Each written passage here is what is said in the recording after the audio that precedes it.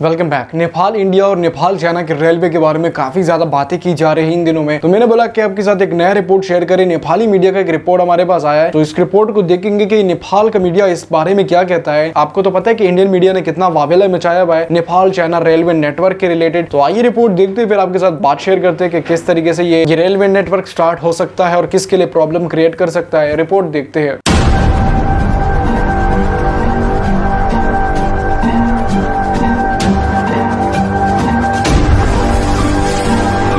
दर्शक बिनेरो जनवादी गणतन्त्र चीनको सहयोगमा सिन्धुप्लाञ्चोक सदरमुकाम चौतारामा 39 बेडको सुविधा सम्पन्न अस्पताल निर्माणको 30% काम सम्पन्न भएको चिनिया प्रतिनिधि मिस्टर ल्युको दावी।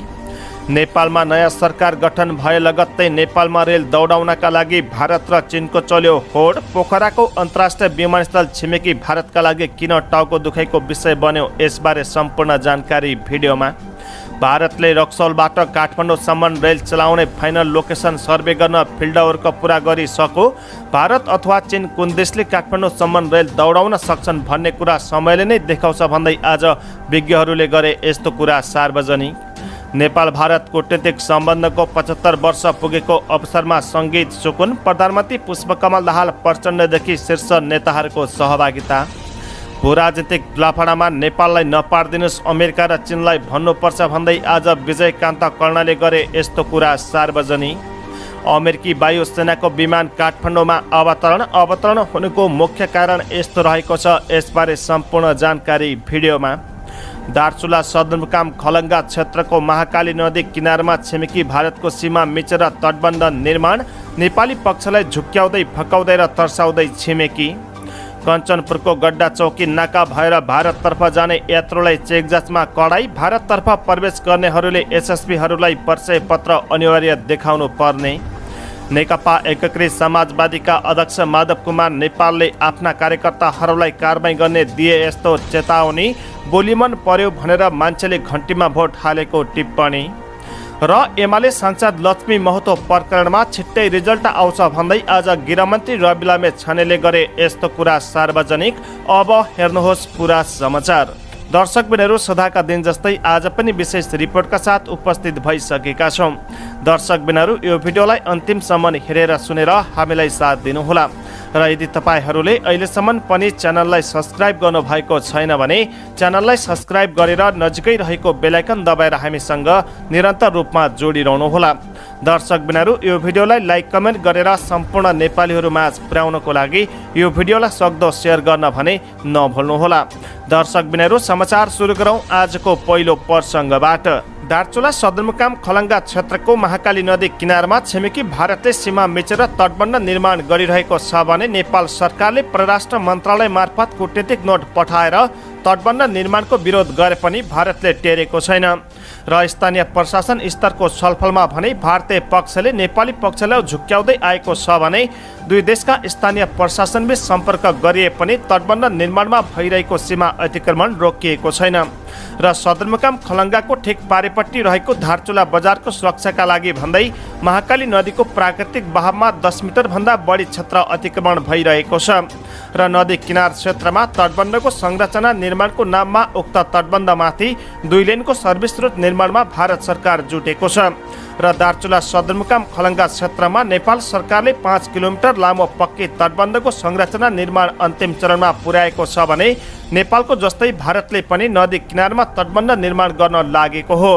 र नेपाल तर्फको तटबन्ध निर्माण गरिँदा महाकाली नदीको प्राकृतिक बहावलाई असर नपर्ने गरी संरचना बनाएको महाकाली नदी नियन्त्रण आयोजनाले जनाएको छ र 2017 सालको बाढीपछि सदरमुकाम क्षेत्रको सुरक्षाका लागि नेपाल सरकारले 3 अर्ब 5 करोड लागतको पक्की तटबन्धको संरचना निर्माण सुरु गरेको थियो र नदीको बहाव क्षेत्र 90 मिटर चौडाइ राखेर नेपाल तर्फको तटबन्ध संरचना बनाएको आयोजनाले जनाएको छ र आयोजनाको विस्तृत अध्ययन प्रतिवेदन डिपिआरमा नदीको औसत प्राकृतिक बहाव क्षेत्र 90 मिटर चौडाइ हुने उल्लेख गरिएको छ भने नेपाल तर्फको तटबन्ध निर्माण गरिँदा नदीको प्राकृतिक बहाव क्षेत्रलाई ध्यानमा राखिए पनि हाल भारतले नदीको बहाव क्षेत्र साँगुरिने गरी तटबन्ध निर्माण गरिरहेको छ र दार्चुलाको मुख्य बजार क्षेत्रको नदी किनारमा 985 मिटर लामो पक्की तटबन्ध निर्माण धमाधम भइरहेको छ। दर्शक पनि यसै गरी अर्को समाचारतर्फ लागौं र दुई देश बीचको मित्रता भन्दै हामीलाई फकाएर बङ्गाबगर क्षेत्रको ढुङ्गा माटो हटाउन भारतीय पक्षले आग्रह गरेको छ भने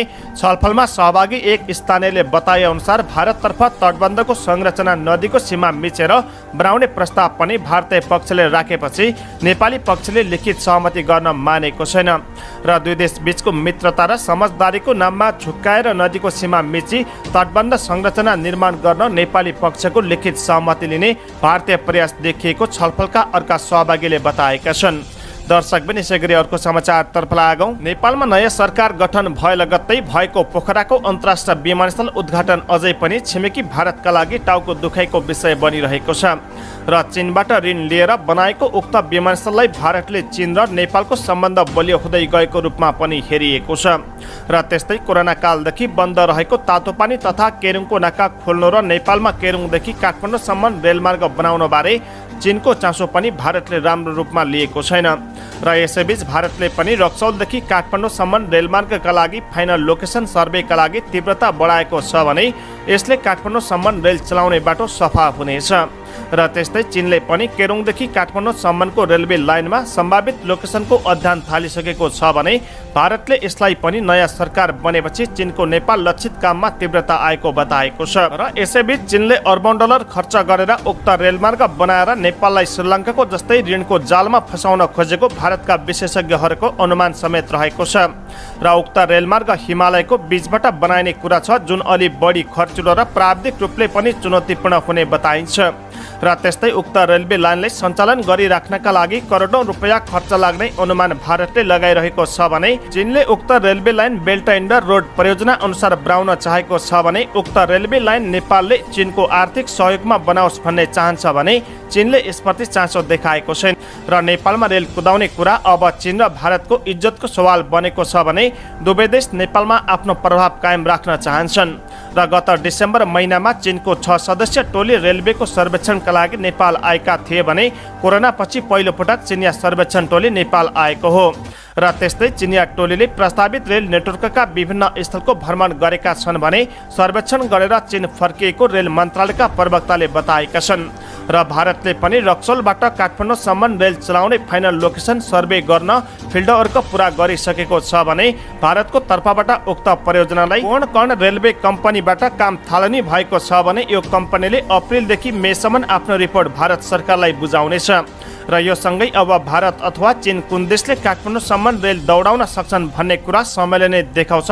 विज्ञहरूले बताएका छन्। दर्शक पनि यसै गरी अर्को समाचारतर्फ लागौं। जनवादी गणतन्त्र चीनको सहयोगमा सिन्धुप्लान्चोक सदरमुकाम चौतारामा 39 बेडको सुविधा सम्पन्न अस्पताल निर्माण भइरहेको छ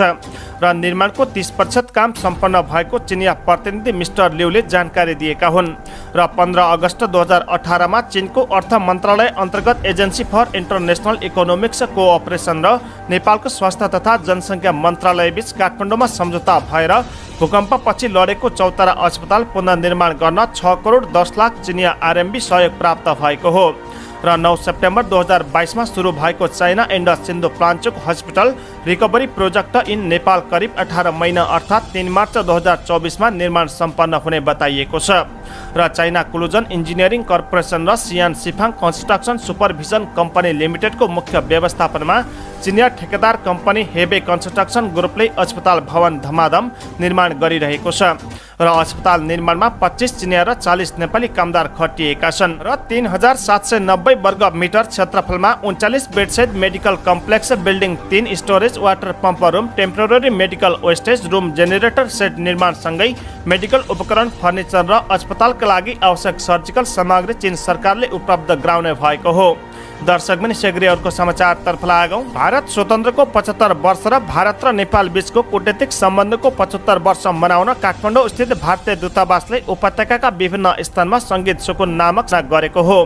र सङ्गीत सुकुन कार्यक्रम अन्तर्गत भारतको साङ्गीतिक समूह कर्नाटक 2.0 ले पाटन दरबार स्क्वायरमा साङ्गीतिक प्रस्तुति दिएको थियो भने यसअघि भारतीय दूतावासले काठमाडौँको टुनिखेल स्थित नेपाली सेनाको अडिटोरियमबाट सङ्गीत सुकुनको सुरुवात गरेको थियो भने यसै क्रममा प्रधानमन्त्री श्रीमती पुष्पकमल दाहाल प्रचण्डको प्रमुख आतिथ्यमा सम्पन्न भएको उक्त कार्यक्रममा पूर्व प्रधानमन्त्रीहरू केपी शर्मा ओली, माधव कुमार नेपाल, डाक्टर बाबुराम भट्टराई, परराष्ट्र मन्त्री विमला राई पौडेल, उद्योग वाणिज्य तथा आपूर्ति मन्त्री दामोदर भण्डारी, प्रधान सेनापति प्रभुराम शर्मा, मधेसी नेताहरू महन्त ठाकुर र राजेन्द्र महतोको पनि उपस्थिति रहेको थियो। र कार्यक्रममा भारतीय साङ्गीतिक समूह कर्नाटक 2.0 र नेपाली सङ्गीत समूह कुटुम्बले आफ्नो साङ्गीतिक प्रस्तुति दिएका थिए। न कर्नाटकका 2.0 साङ्गीतिक समूहले परम्परागत कर्नाटक राग र पुराना बलिउड गीतलाई आधुनिक शैलीमा प्रस्तुत गरेको थियो भने नेपाली साङ्गीतिक समूह कुटुम्बले नेपाली मौलिक सङ्गीत प्रस्तुत गरेको थियो। र कार्यक्रममा दुई साङ्गीतिक समूहले तालको पानी माछीले खाने बोलको नेपाली लोकगीत पनि